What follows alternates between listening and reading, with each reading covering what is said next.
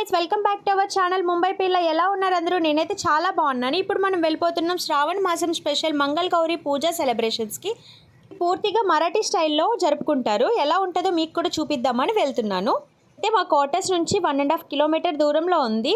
By walk వచ్చేసాం, సరదాగా ఉంటుంది ఈవినింగ్ టైంలో అని చెప్పి.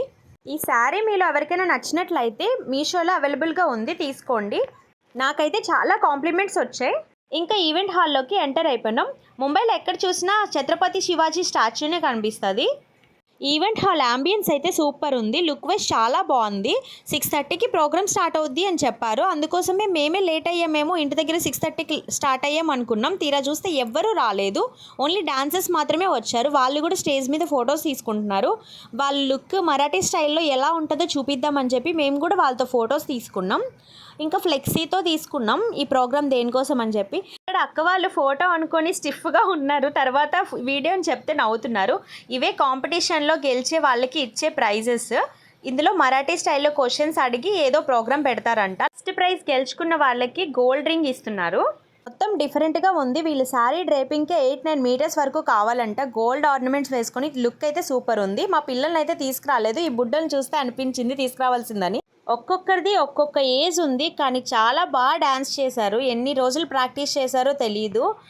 నేను మార్నింగ్ యోగాసనాలు వేస్తుంటే వీళ్ళు స్టేజ్ పైన యోగాసనాలు కూడా వేసేశారు. అంత బాగా చేశారు, అసలు చాలా గ్రేట్ చెప్పాలంటే. 6:40కి వెళ్తే వాళ్ళు స్టార్ట్ చేసేసరికి 8:40 అయింది. 2 hours ఏం చేయలేదు, తెలియక బయట రీల్స్ తీసుకున్నాం.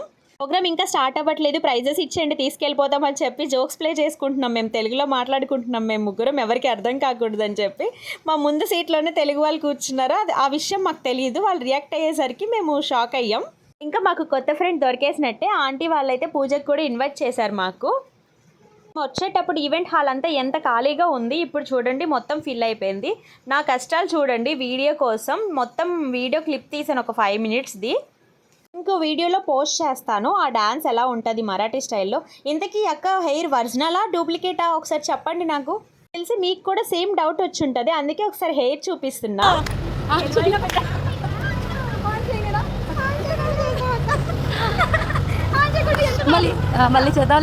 టైంలోనే లేడీస్ అసలు ఆగరు, ఫొటోస్ దిగకుండా రీల్స్ చేయకుండా. అదే అలాంటిది శారీ కడితే ఊరుకుంటామా చెప్పండి. ఇప్పుడు మొన్న తలావ్ అని చెప్పాను కదా, అక్కడ నిమజ్జనం జరుగుతుంది. 4 పిస్తా సెల్స్ 20 రూపీస్ ఏంటండి బాబు, పిస్తా తినేసి షెల్స్ దాచుకుంటే అయిపోయేదిగా. ఇంట్లోనే 2 అక్కలది ఇల్లు ఉంటుంది, వాళ్ళు వెళ్ళిపోయారు. ఇంకా నేను నా నీడ మాత్రమే మిగిలిపోయినాం.